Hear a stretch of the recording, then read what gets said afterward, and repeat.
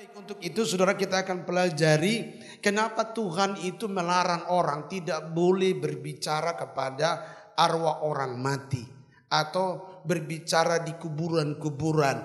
Kenapa tidak boleh berbicara di sana? Karena yang pertama saudara bahwa kuburan itu adalah akses manusia yang hidup dengan dunia roh jahat atau arwah-arwah.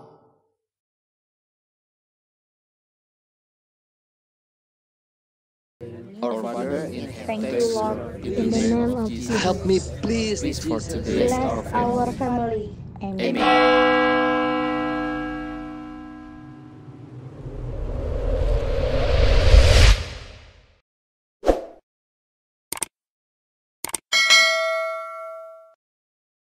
Semua dengan kuasa Roh Kudus-Mu, urapi juga hamba-Mu dalam menyampaikan.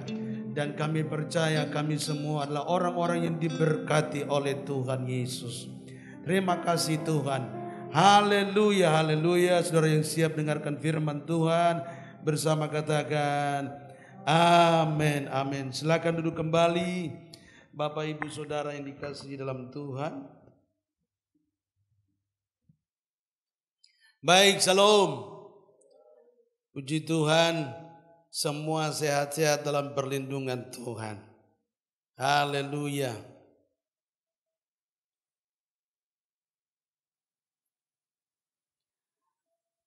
Kemarin dalam perjalanan kami melihat banyak hal. Baik, hari ini saya akan sampaikan kepada saudara satu kebenaran firman Tuhan. Kita akan belajar tentang jangan berdoa di kuburan atau kepada arwah-arwah. Saya ajak saudara kita buka dalam kitab Imamat 20 ayat yang ke-6.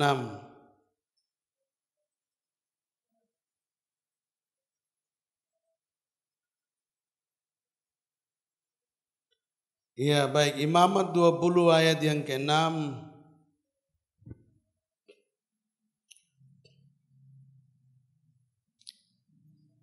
Imamat 20 ayat yang ke-6. Orang yang berpaling kepada arwah atau kepada roh-roh peramal, yakni yang berzina dengan bertanya kepada mereka, aku sendiri akan menentang orang itu dan melenyapkan dia dari tengah-tengah bangsanya.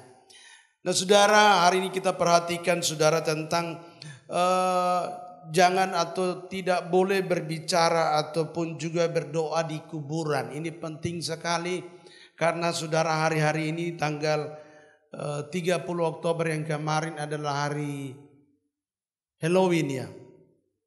Nah kemudian juga saudara di Atambua itu 2 November kemarin ditetapkan jadi hari arwah.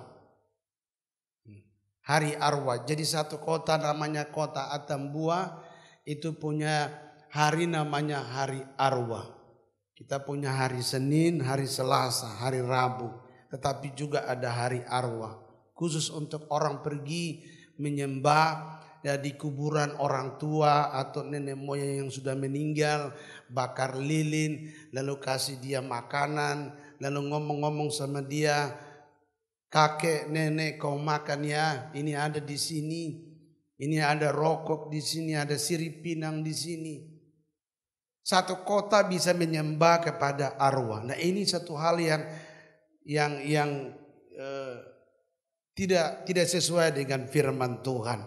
Nah baik, untuk itu saudara kita akan pelajari kenapa Tuhan itu melarang orang tidak boleh berbicara kepada arwah orang mati atau berbicara di kuburan-kuburan. Kenapa tidak boleh berbicara di sana? Karena yang pertama saudara bahwa kuburan itu adalah akses manusia yang hidup dengan dunia roh jahat atau arwah-arwah. Nah ini. Jadi kuburan itu akses untuk orang bisa masuk bertemu dengan arwah-arwah orang mati atau yang disebut dengan penyamaran dari arwah orang mati yaitu setan. Setan yang datang menyerupai orang yang sudah mati. Sebenarnya orang yang sudah mati itu tidak punya hubungan lagi dengan dengan orang yang hidup. Alkitab berkata bahwa jalan ke rumahnya saja dia tidak tahu. Jadi jelas bahwa saudara, orang yang sudah mati tidak punya hubungan lagi. Lalu kenapa atau siapa yang datang? Sebenarnya itu setan yang datang menyerupai orang yang sudah mati. Nah, sebab itu saudara, dalam ayat Imamat 20 ayat 6, coba saudara perhatikan, Imamat 20 ayat 6 dikatakan, orang yang berpaling kepada arwah, orang yang berpaling kepada arwah. Orang yang tadi percaya Yesus sudah ikut Tuhan, tapi sekarang berpaling kepada arwah. Atambua itu kota Kristen, salah satu kota orang Kristen, Katolik paling banyak. Tetapi berpaling kepada arwah. Nah ini sesuai dengan Alkitab. Alkitab bilang sudah ikut percaya Yesus tetapi masih berpaling, masih mau ikut kepada arwah. Atau kepada roh-roh peramal. Biasa ini satu paket. Kalau orang sudah mulai satu kota, satu wilayah sudah mulai saudara berpaling kepada arwah, pasti akan muncul dukun-dukun peramal. Di wilayah itu pasti ada peramal-peramal atau dukun-dukun. Jadi jangan heran kalau ada orang Kristen bisa jadi dukun peramal atau bisa jadi dukun-dukun. Jangan heran. Kenapa? Karena orang Kristen berpaling kepada arwah. Jelas di Alkitab dikatakan bahwa orang yang berpaling kepada arwah atau kepada roh-roh peramal, satu paket di sini. Yakni yang berzina, artinya meninggalkan Tuhan, seharusnya menyembah kepada Tuhan, tetapi saudara menyembah kepada berhala dengan bertanya kepada mereka. Bertanya, ngomong-ngomong di kuburan. Bertanya kepada mereka, aku sendiri akan menentang orang itu dan melenyapkan dia dari tengah-tengah bangsanya. Jadi mereka bertanya, ngomong-ngomong. Ada orang pergi di kuburan lalu bilang begini, Pak Pendeta. Ya. Pak Pendeta, saya cuma di kuburan, saya cuma ngomong-ngomong saja. Kan saya juga berdoa kepada Tuhan. Nah, katanya begitu. Lalu apa lagi? Saya cuma ngomong-ngomong saja. Saya kan tidak panggil-panggil setan. Saya cuma ngomong saja. Kakek, kau baik-baik di situ ya, katanya begitu. Bagaimana kakek? Sudah makan belum? Ini ada makanan sedikit. Cucu baru bawa datang ini. Kalau bisa kakek nikmati ini makanan. Padahal saudara waktu dia hidup belum tentu dibuat begitu kan begitu. Tapi kalau sudah mati perhatiannya serius banget. Sampai di kuburan juga dia pergi jauh-jauh untuk kasih perhatian. Katanya memperhatikan orang yang sudah mati, kasihani dia, jangan sampai dia kedinginan di sana, nasibnya di sana seperti apa.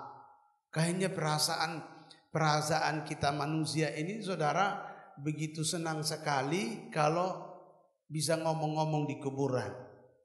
Nah saudara, ini yang Tuhan larang. Kenapa Tuhan larang? Karena ini akses masuk di mana setan bisa bawa roh manusia masuk ke dalam dunia orang mati. Ini berbahaya. Setahun yang lalu saudara saya doakan ada satu bapak saudara. Dia bersaksi, dia bilang begini. Pertapaan dia adalah dia bertapa mulai dari kuburan nenek moyangnya. Di kuburan nenek moyangnya dia semedi, dia bertapa di situ. Dan akhirnya rohnya dibawa masuk oleh nenek moyangnya. Nenek moyangnya datang bertemu dengan dia. Gitu. Lalu bawa dia masuk dari dunia orang mati itu saudara. Tembus sampai kepada nenek kakeknya, punya kakeknya lagi saudara. Dia berjumpa berapa generasi itu dia tembus semua. Yang tidak pernah dia tahu generasi itu saudara, dia tembus terus. Dan ujung-ujungnya sampai di mana? Di Pusuk Buhit. Saya heran ini orang gitu. Masih dia, beliau pengusaha. Kalau nanti sekali waktu kita bisa suruh dia bersaksi di sini. Dia tembus dari semua generasi ke generasi, akhirnya tembus ke Pusuk Buhit. Dan sampai di Pusuk Buhit, saudara, dia berjumpa dengan Lucifer katanya. Dia sampai ambil ilmu sudah seperti tingkat Lucifer.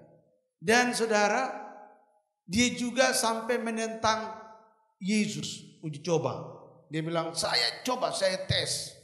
Karena dia sudah mendapat ilmu yang hebat menurut dia mau tes Yesus, katanya begitu. Untung dia tidak jadi lebur, tidak jadi tempe dan tahu. Kalau enggak selesai dia. Tuhan masih sayang dia. Dia bersaksi, untung Tuhan masih sayang saya. Akhirnya saya bertobat, saya sekarang sungguh-sungguh ikut Tuhan. Nah, kesaksiannya ini saudara saya begitu dengar. Iya. Dia cerita bagaimana dia tembus dari kuburan lewat arwah orang mati yang sebenarnya itu kan juga jalur akses menuju kerajaan maut, kerajaan setan. Dan yang dia berjumpa saudara, sampai berjumpa dengan orang yang sudah mati zaman-zaman dulu, dan ujung-ujungnya ketemu Lucifer. Kenapa bisa sampai seperti itu? Nanti kita lihat ayatnya. Nah, jadi yang pertama saudara, mengapa kita tidak boleh berbicara di kuburan dengan arwah orang mati? Karena di situ adalah akses untuk orang berjumpa dengan setan.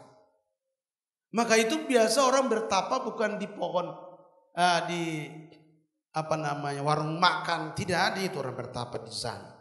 Orang bertapa kebanyakan di kuburan, apalagi kuburan eyang-eyang itu, kuburan suhu-suhu tertentu yang ilmunya hebat, yang terkenal. Disitulah orang pergi.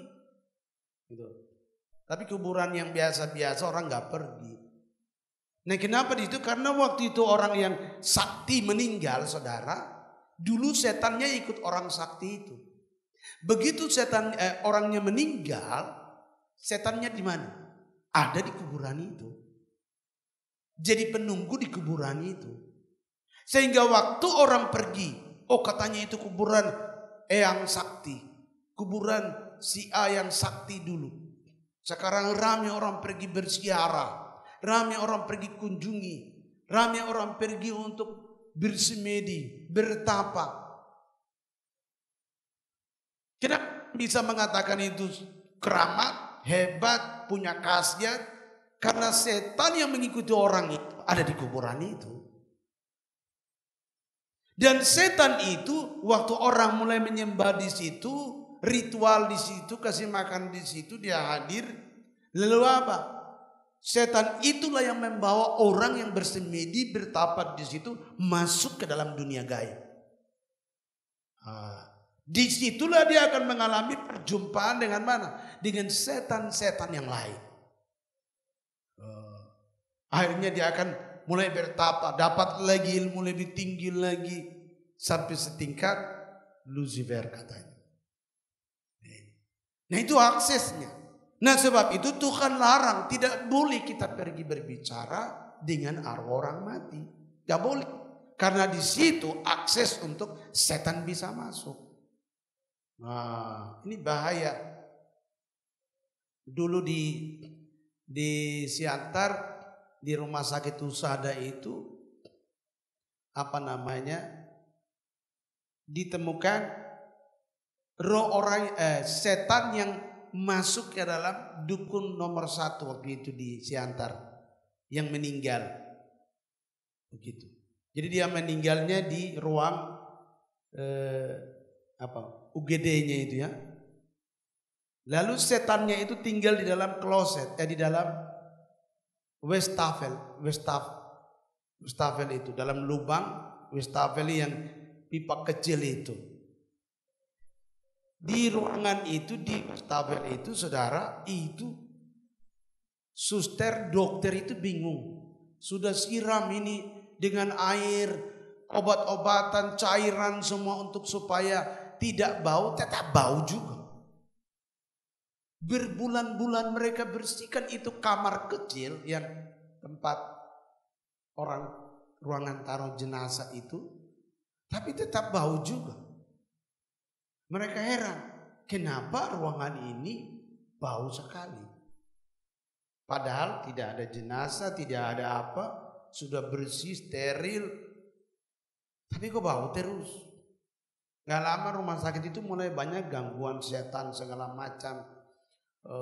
Banyaklah itu.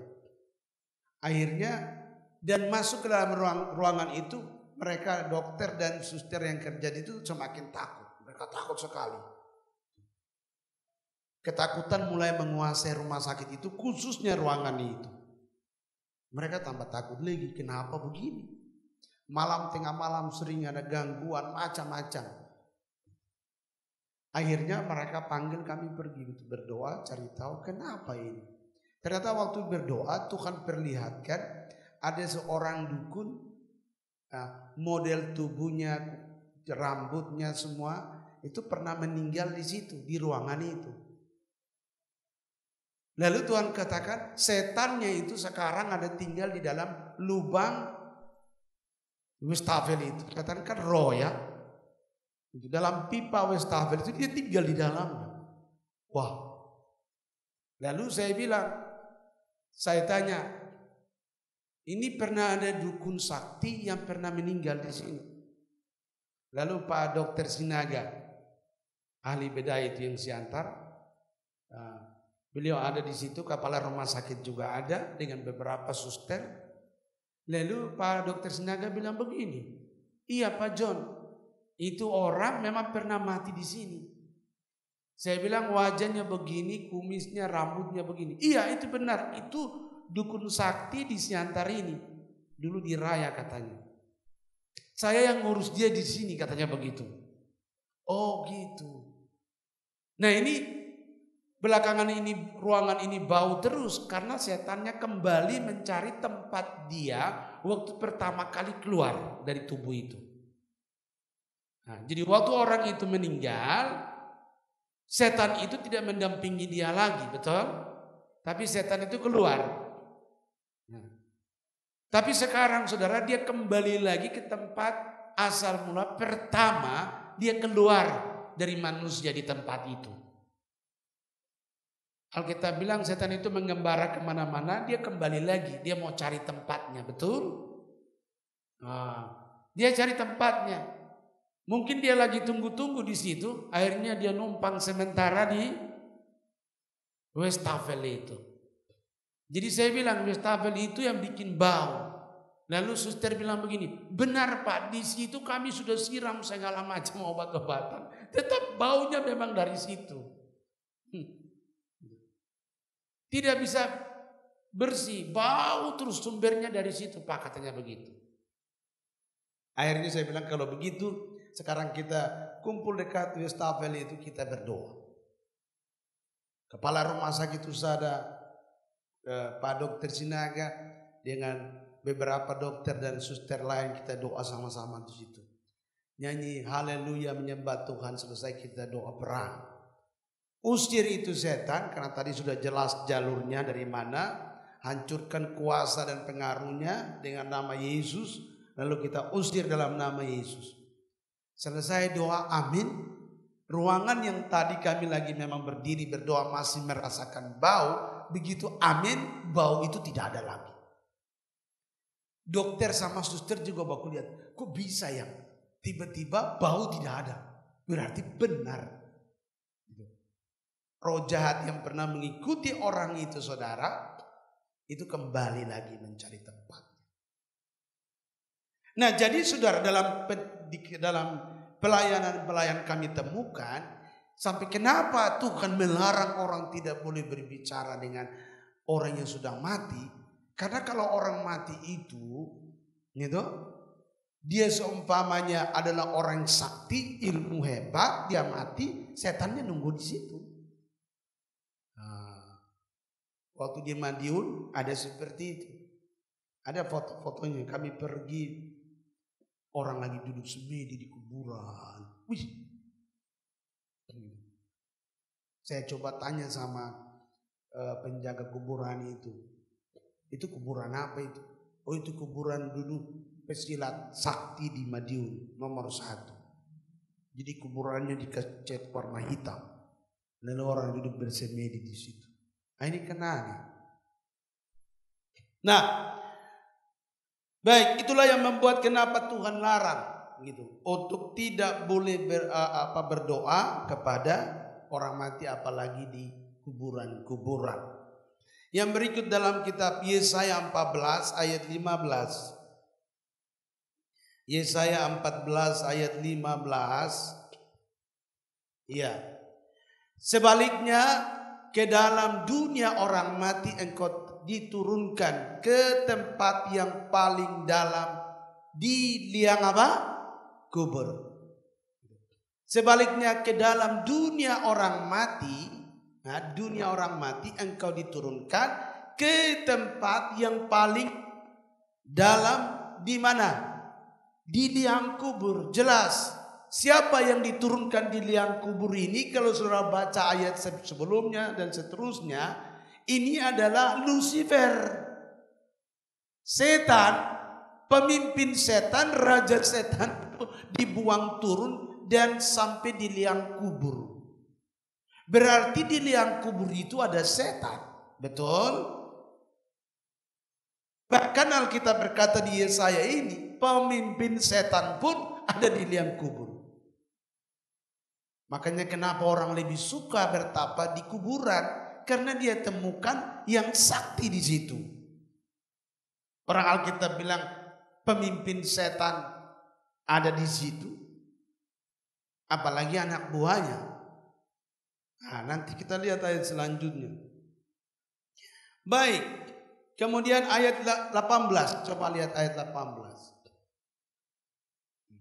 Semua bekas raja bangsa-bangsa berbaring dalam kemuliaan masing-masing dalam apa? Rumah kuburnya. Kemuliaan raja-raja. Raja-raja zaman dulu yang mati, yang ikut setan, saudara, itu setannya kumpul di situ. Masing-masing dalam apa? Rumah kuburnya. Kemuliaannya, kehebatannya. Waktu setan ikut dia hebat, dia jago. Nah, semua terkubur, semua ada di situ. Jadi kalau orang pergi, bertapa di eyang ini, nanti dapat kesaktian dari eyang ini. Nah, kenapa memang ada terkubur di situ? Kesaktian orang-orang raja-raja zaman dulu memang ada di situ. Tapi kesaktian yang dari Tuhan atau dari setan? Sudah jelas ini dari setan. Karena kalau Tuhan mau pakai orang lewat kuasa Roh Kudus, bukan lewat kuasa dari kuburan. Tidak ada itu. Tuhan mau pakai kita orang percaya, orang Kristen, manusia, itu Roh Kudus yang turun, betul? Tuhan kasih kita kuasa. Dan kuasa itu bukan datang dari kuburan. Jadi kalau orang sudah bertapa ke kuburan, sudah pasti dia dapat kuasa dari siapa? Dari setan. Sudah pasti itu. Tapi kan Pak Pendeta, dia bisa meramal itu jitu. Dia kalau melihat penglihatan nomor porkas juga jitu. Ya memang setan. Setan sama setan baku akal ya begitu. Tapi Pak, dia juga bisa sembuhkan orang sakit. Iya memang setan bisa juga, saudara. Tapi kita perlu tahu sumbernya dari mana, kan begitu.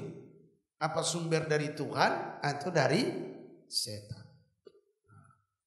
Kuasa yang dari Tuhan itu lewat kuasa Roh Kudus. Bukan dari peninggalan kuno, kuburan nenek moyang, kuburan eyang ini. Enggak ada itu. Jadi jelas di dalam Alkitab di sini semua berbekas raja-raja bangsa berbaring dalam apa? Kemuliaan. Berbaring dalam apa? Pisau kerisnya, pedang pusakanya dimasukkan di situ. Lalu apa lagi? Jimat-jimatnya waktu dia mati dimasukkan di situ. Iya toh? Kemuliaannya, itulah kemuliaannya dia, kehebatannya dia semua dimasukkan di situ. Lalu dikubur bersama-sama dengan semua barang-barang pusakanya. Ditanya sama anaknya, ada yang mau teruskan ilmunya opung? Nggak ada yang mau. Udah bikin dia susah, ngapain kita terima lagi? Nah, akhirnya apa? Dikuburkan semuanya ke situ, benda-benda jimat. Jadi waktu orang pergi bertapa di situ, ketemulah semua barang-barang saktinya, dari opung-opungnya, dari kakek-kakek neneknya. Ini bahaya. Nah, waktu lalu, berapa tahun lalu itu, ada satu anak cewek kesurupan terus. Kesurupan. Dia tinggal di rumah sakit Sariti, jalan masuk yang sebelah kanan itu, dekat dengan rumah wali kota. Depan, berhadapan dengan rumah wali kota Tangerang ini. Orang Cina Benteng zaman dulu. Itu cewek ini kesurupan terus. Kami pergi doakan, sadar lalu tanya. Dia bilang begini, saya ambil batu, uang koin zaman dulu. Jadi living word yang di alam sutra waktu bangun itu tanah waktu mau dibangun, itu tanah orang benteng zaman dulu. Orang Cibeng zaman dulu itu kuburan nenek moyang mereka ada di situ. Orang yang sukses, orang berhasil zaman dulu punya kuburan itu yang mall living world itu. Sebelum dibangun itu kuburan mereka. Jadi waktu dibeli, digusur tempat kuburan itu, saudara. Dia ini masih level cicit. Anak, cucu, cicitlah di bawah ini. Dia ikut juga gitu. Nimbrung di situ, lihat bagaimana sebelum digusur mereka harus ambil tulang-tulangnya dan sebagainya. Di situ mereka lihat, dia memperhatikan ada satu koin zaman dulu. Uang koin zaman dulu. Dia ambil itu, saudara. Lalu dia bawa pulang, simpan di rumah. Entah dia percaya nanti bawa rezeki kah, ada punya khasiat kah apa. Lalu dia bawa simpan di rumah. Begitu simpan di rumah, saudara, mulai saat itu kesurupan dia terus. Jadi waktu berdoa, Tuhan buka mata, saya lihat ada nenek-nenek yang sudah tua zaman dulu itu selalu datang. Saya bilang, kau didatangin sama nenek-nenek tua zaman dulu ya? Iya, Pak. Kau ada buat apa? Baru dia cerita. Ambil koin itu. Gara-gara dia cuma bawa ambil koin itu saja, saudara, setan nenek moyang dari kuburannya ikut sama dia. Dan mau masuk dalam tubuhnya. Makanya kesurupan. Berarti setan yang tinggal dulu di dalam nenek moyangnya, waktu tinggal di kuburannya itu, kepercayaannya, jimat-jimatnya, opo-oponya belum diteruskan kepada keturunan. Betul? Ini mumpung ada yang datang minta-minta, coba ambil, ikut dia, kan begitu. Dia mau ikut cicitnya ini. Supaya kalau bisa cicitnya ini yang dimasukin roh jahat. Setan nenek moyangnya masuk ke dalam. Supaya ada penerusnya. Jadi Alkitab berkata ini benar, dia bilang semua bekas raja bangsa-bangsa itu berbaring dalam kemuliaan. Berbaring dengan apa? Dengan semua kepercayaannya dulu. Kalau dia percaya kepada Tuhan, ya oke saja. Tapi kalau dia tidak percaya kepada Tuhan, yang ada cuma setan yang ada di situ. Hanya kami doakan anak itu pelepasan, usir setannya, putuskan hubungan dari jalur keturunan nenek moyang kepada anak ini. Habis selesai sembuh dia. Maka baktiannya di Pak GBI Pasar Baru itu. Jemaat di situ. Nah, jadi saudara, saya perhatikan di sini bahwa Alkitab melarang itu benar. Ambil bendanya saja ikut, ya loh, bahaya. Nah, yang ikut siapa? Orang yang sudah mati atau apa? Buktinya orang ini kesurupan berminggu-minggu. Kalau itu opungnya, kakeknya, nenek moyangnya, kenapa dia buat cucunya, cicitnya jadi kesurupan terus? Gitu. Bisa terpelanting, jatuh ke lantai, dibanting, tidak bisa tidur, malam nggak bisa tidur, makan pun tidak bisa. Berarti ini bukan manusia, tapi setan yang bikin orang itu susah. Nah, untuk itu Alkitab larang tidak boleh berbicara kepada atau ngomong-ngomong di kuburan. Yang kedua, Lucifer adalah pemimpin para arwah. Jadi kenapa kita jangan ke kuburan? Karena pemimpin para arwah itu Lucifer. Yesaya 14 ayat 9. Yesaya 14 ayat 9. Dunia orang mati yang dibawa gemetar untuk menyongsong kedatanganmu. Dijagakannya arwah-arwah bagimu. Dijagakannya arwah-arwah bagimu. Yaitu semua bekas pemimpin di bumi. Semua bekas raja bangsa-bangsa dibangunkannya dari takhta mereka. Nah, kita lihat jelasnya ayat 9 kemudian ayat 11. Ke dunia orang mati sudah diturunkan kemegahanmu dan bunyi gambus-gambusmu, ulat-ulat dibentangkan sebagai tepik tidurmu dan lapik tidurmu dan cacing-cacing sebagai selimutmu. Ini nasib daripada siapa? Lucifer. Raja setan itu saudara dibuang ke dalam dunia orang mati. Dan saudara, kemegahanmu dan bunyi gambus-gambusmu. Kemegahanmu, kehebatanmu. Nah, saudara, Lucifer itu punya kehebatan juga, kemampuan juga. Dikatakan gambus-gambusmu. Seluruh tubuhnya itu bisa menghasilkan bunyi musik yang indah. Bisa ada bunyi musik yang indah dalam tubuhnya. Dan Alkitab berkata semua itu sudah turun ke dalam dunia orang mati. Tuhan buang dia jauh dalam dunia orang mati. Sehingga saudara ada orang-orang yang memang dia bertapa sembahyang atau doa di kuburan-kuburan nenek moyang dulu. Dia bisa memainkan musik-musik tertentu untuk memanggil arwah. Halo. Dia main musik tertentu tapi musik itu untuk memanggil arwah. Tiba-tiba musik itu dibunyikan. Arwah nenek moyang itu bisa datang masuk ke dalam salah satu anak atau keturunan.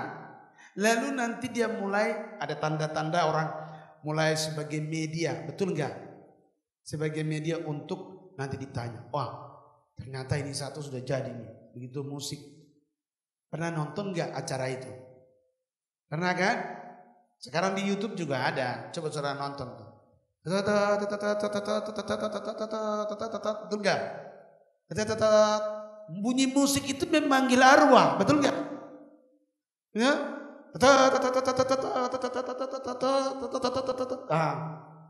Lama datang dia itu. Nanti dilihat salah satu anak mulai kemasukan. Berarti mulai disembayangin kelilingin. Betul gak? Disembayangin, dikelilingin terus. Disambut itu. Opung sudah datang. Disambut. Habis itu sudah ada tanda-tanda. Kadang dikasih jeruk purut. Betul gak? Nah itu dikasih apa? Supaya nanti sebagai bukti kita hormati dia tuh. Dia sudah datang ini kan, kita hormati dia, kasih dia apa. Gitu terus. Nanti kalau dia sudah tenang berditanya. Dia akan ngomong, kasih pesan. Kenapa bisa begitu? Karena Lucifer ini raja musik.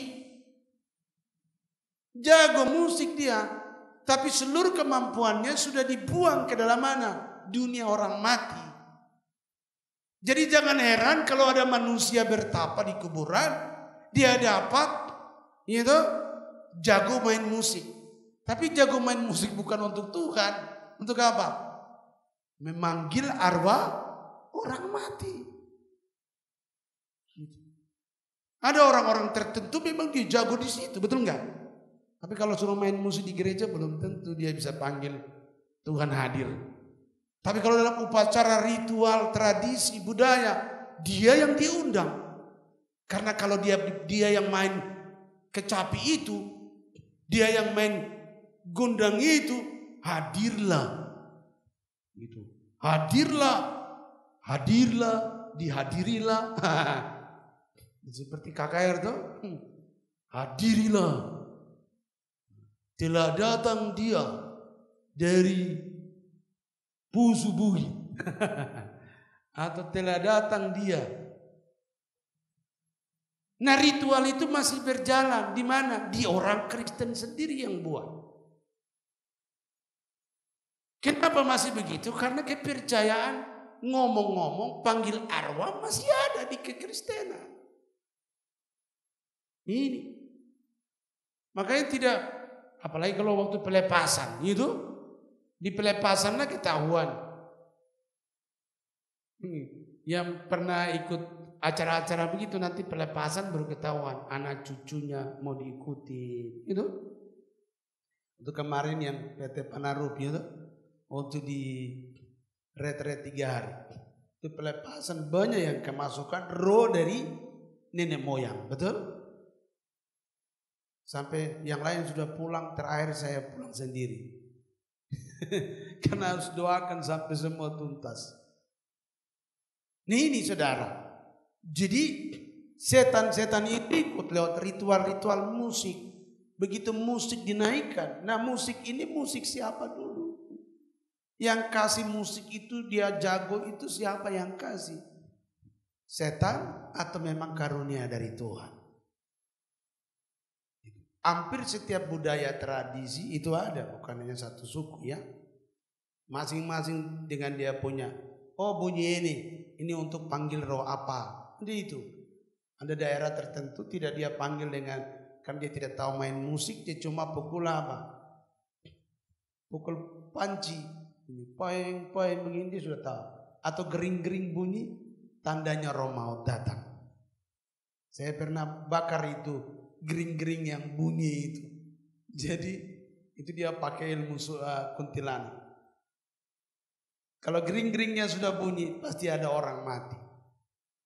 Makanya saya titik kasih hancur itu gering-geringnya. Bunyi musik itu menghasilkan spirit apa yang hadir. Itu ada. Nah, jadi kalau kita baca ini Alkitab ayat seperti ini, terjun di pelayanan kita tahu.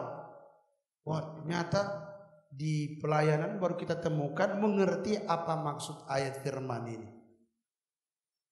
Nah, kemudian saudara, yang berikut yang ketiga.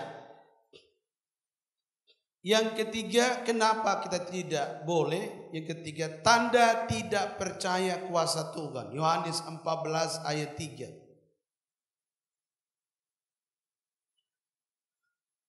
Yohanes 14 ayat yang ketiga. Dan apabila aku telah pergi ke situ dan telah menyediakan tempat bagimu, aku akan datang kembali dan membawa kamu ke tempatku, supaya di tempat di mana aku berada, kamu pun apa? Berada. Tuhan sudah janji, Tuhan Yesus sudah janji bahwa Dia yang akan pergi menyediakan tempat bagi kita. Nah, kenapa kita mesti repot-repot mengurus tempat orang yang sudah mati? Sementara untuk orang yang kita yang hidup saja kita susah mengurus tempatnya. Tapi kita so-so mau jadi pahlawan mengurus tempat orang yang sudah mati. Ini kan aneh. Manusia seharusnya memikirkan tentang hidupnya selama di bumi. Tetapi saudara, sekarang manusia dihipnotis oleh setan, dipengaruhi oleh setan untuk memikirkan kehidupan orang yang sudah mati. Padahal kehidupan orang yang sudah mati itu urusan Tuhan. Sampai tempat tinggalnya pun urusan Tuhan. Kenapa kita mesti dipaksakan kita yang harus memperhatikan orang yang sudah mati? Padahal Tuhan hanya menyuruh hormatilah ayah dan ibumu. Ya toh? Artinya selama dia masih hiduplah kita hormati dia, kita kasih makan dia, kita buat baik kepada dia. Tapi kalau dia sudah mati, itu urusan Tuhan. Tuhan bilang, aku menyediakan tempat bagimu. Selesai. Jadi kalau kita masih menggunakan atau masih meritualkan atau pergi ke kuburan-kuburan orang mati, berdoa di sana, ngomong-ngomong dengan orang yang sudah mati, tanya sama dia bagaimana hidupmu di sana. Itu artinya kita sebagai gereja Tuhan, sebagai orang percaya, tidak percaya kepada Tuhan.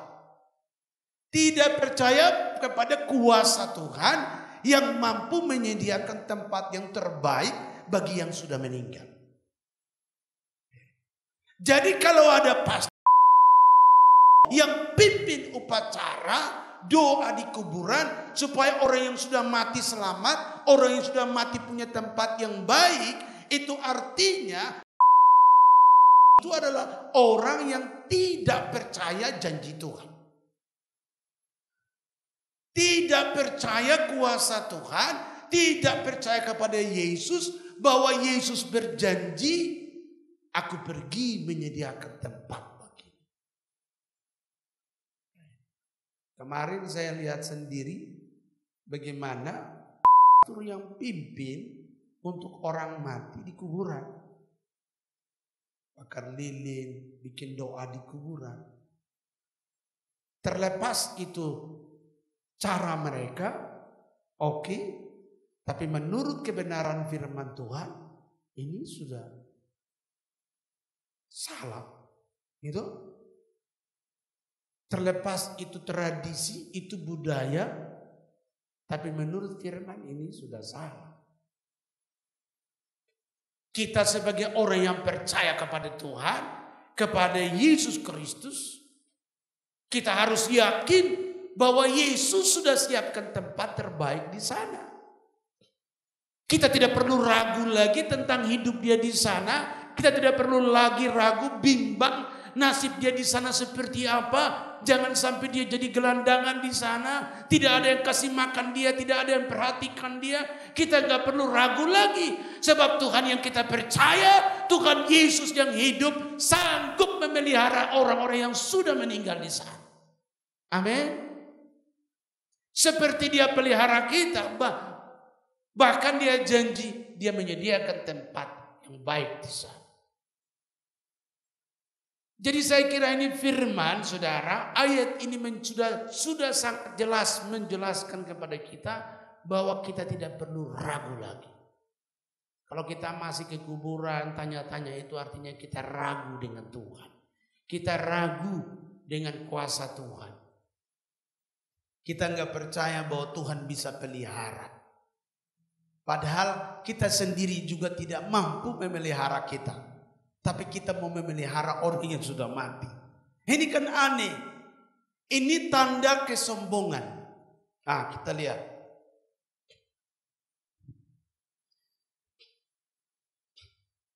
Kena roh kesombongan dari Lucifer. Kenapa manusia seperti itu? Karena manusia kena roh kesombongan dari Lucifer. Yesaya 14 ayat 13.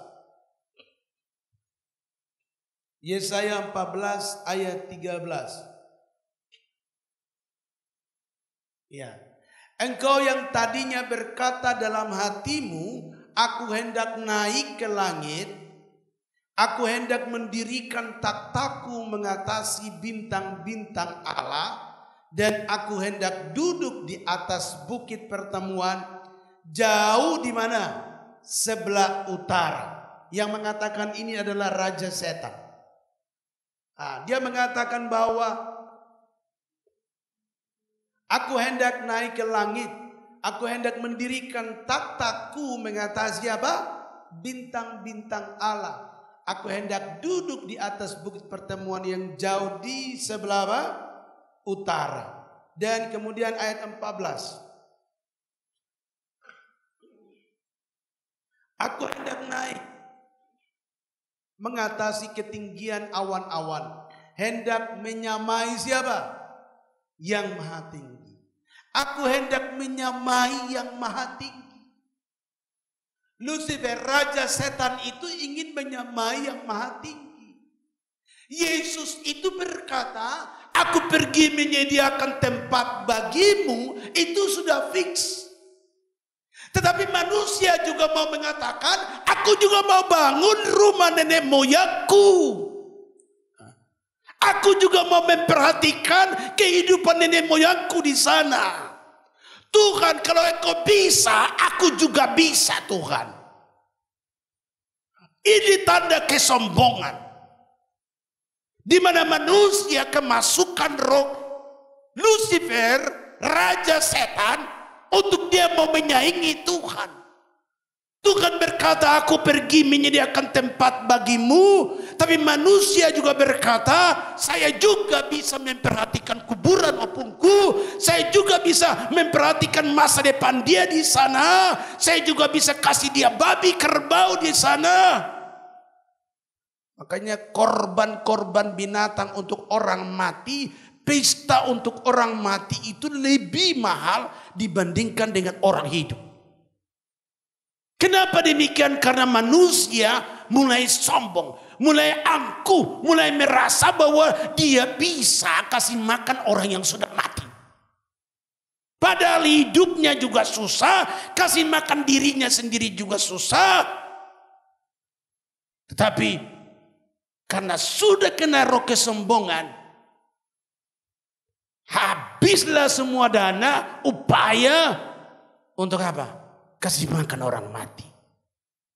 Pesta orang mati itu paling mahal. Di suku Toraja itu harus dihabiskan.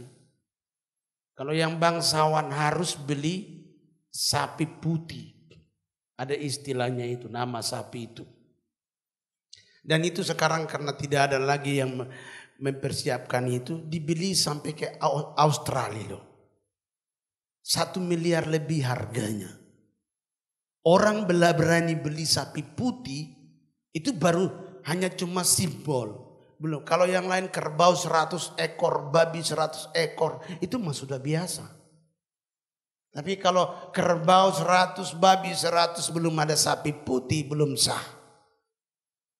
Makanya mereka berjuang beli sapi putih. Sampai di Australia pun mereka masih mau pergi. Nah ini loh, dan itu sudah terjadi. Sudah lihat di YouTube, ini bukan bohong. Upacara ritual paling mahal. Berapa sapi putih? Ini loh. Akhirnya jadi bersaing.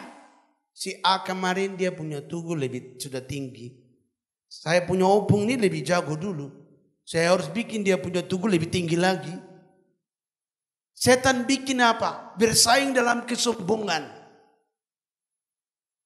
Kita merasa kita bisa kasih makan, bisa mengangkat harga diri daripada opung kita yang sudah mati, nenek moyang kita yang sudah mati, kita bisa mengangkat harga dirinya. Lalu kita berjuang berusaha seperti itu.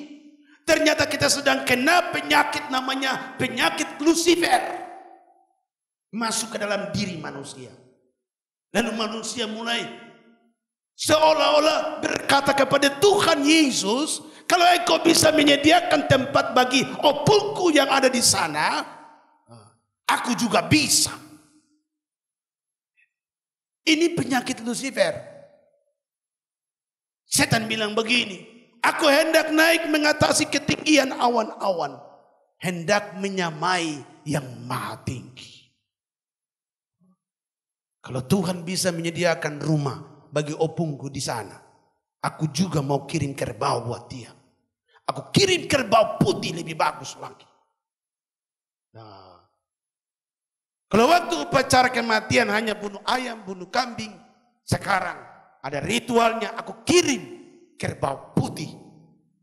Nah, ini kesombongan.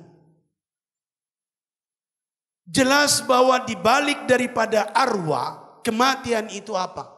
Setan yang ada di situ. Raja setan yang pimpin. Bukan setan tingkat biasa, bukan tuyul. Tuyul hanya curi uang. Bukan hanya jin, bikin takut orang. Ini sudah pemimpin raja setan. Ini berbahaya. Sampai kenapa Tuhan bilang, aku menentang orang itu yang memanggil arwah. Karena ini berurusan langsung dengan siapa? Raja setan. Ini berbahaya. Nah saudara, kita lihat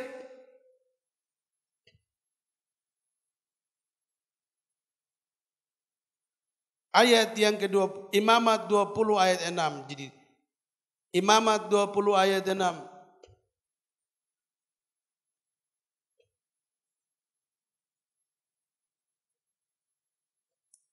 Orang yang berpaling kepada arwah-arwah, kepada roh-roh peramal, yakni yang berzina dengan bertanya kepada mereka, aku sendiri, betul?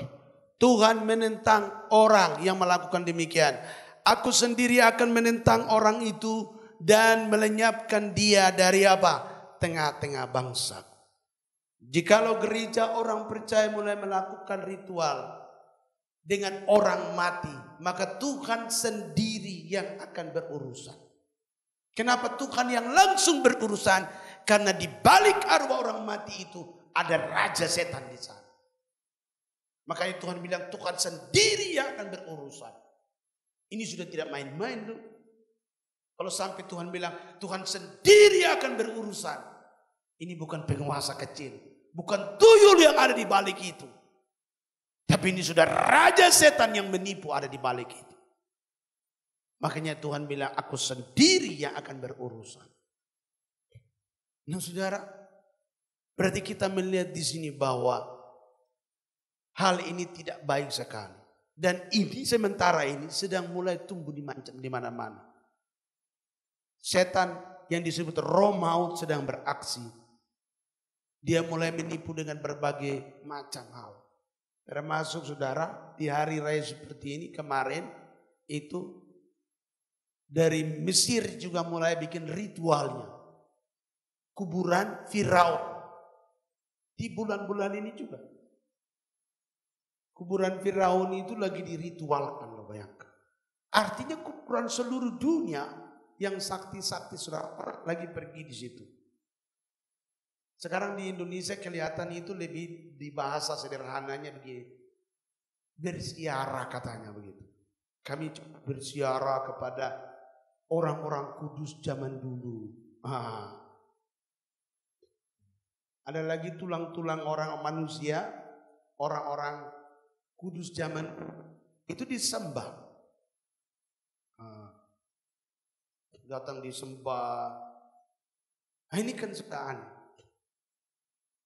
Nah saudara, jadi jelas kita memperhatikan di sini bahwa Tuhan tidak suka kalau kita melakukan penyembahan seperti demikian. Kita harus percaya bahwa Tuhan sudah menyediakan tempat bagi mereka. Amin. Dan di sana tempat lebih indah, lebih bagus. Jalannya saja pakai emas loh. Yang kita kirim ini Tuhan bilang, aduh, kau punya kerbau 1 ekor itu tidak cukup untuk jalannya. Mau 100 ekor juga tidak bisa. Tuhan tahu kita manusia tidak bisa menyediakan tempat bagi yang sudah meninggal. Makanya Tuhan bilang, dia pergi sediakan. Itu kan luar biasa, itu kasih karunia, itu anugerah. Di bumi saja kita hidup sudah bergumul, kita masih bergumul lagi untuk yang mati. Gimana? Lebih baik kita memperhatikan yang masih hidup, betul? Anak-anak kita, cucu-cucu kita masih hidup, itu yang diperhatikan. Kalau ada uang, kasih mereka. Kalau ada harta, kasih mereka supaya mereka sekolah baik, urus mereka baik-baik. Jangan urus mereka yang sudah mati. Nah kalau semua yang sudah mati datang malam-malam bilang begini, kabarin kau urus itu. Dia sendiri, dia yang kau urus ya. Kau tidak urus sama saya.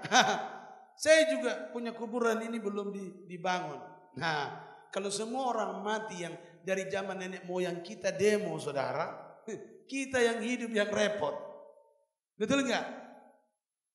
Kita belum urus ini yang hidup, Yang mati sudah minta supaya punya kedudukan. Lo bayangkan. Yang hidup saja belum punya kedudukan loh. Tapi yang mati sudah datang terus. Bagaimana ini? Naikkan dulu saya punya kedudukan. Sudah lama itu. Nah, ini kan repot. Setan yang tipu kita. Nah, yang jahatnya saudara, upacara ini dipimpin langsung sama Lucifer. Ini kan paling bahaya. Makanya orang itu begitu dihipnotis. Betul nggak? Kalau tidak bikin upacara itu, dianggap seperti apa begitu? Terbuang dari keluarga, tidak dihormati di keluarga. Karena kau tidak bikin upacara ini. Loh. Padahal yang membuat kita sukses, kita diberkati itu Tuhan. Seharusnya hidup kita habis-habisan untuk Tuhan, bukan untuk orang mati. Kapan orang mati bisa kasih emas dan perak? Tidak ada bro. Bahkan orang mati minta kita punya kerbau, harus dia suruh lagi beli kerbau yang paling baik lagi. Kerbau putih lagi dari Australia. Ini kan setan bikin kita sampai bodoh-bodoh. Saya lihat gereja dibodoh-bodohin. Kenapa? Sama setan. Dia bikin rupa seperti itu. Nah saudara, semakin saya pelajari bahwa hal ini sangat tidak baik. Maka itu Tuhan katakan tidak boleh berbicara kepada yang sudah mati. Itu urusan Tuhan. Puji Tuhan, pagi hari ini kita percaya bahwa keluarga kita, orang tua kita, kakek nenek kita yang sudah mati, mereka ada dalam urusan Tuhan. Amin. Dan kita percaya mereka di sana baik-baik dalam urusan Tuhan. Tuhan yang menyediakan tempat yang indah, yang baik di surga selama-lamanya. Baik, mari tundukkan kepala dan kita berdoa. Haleluya.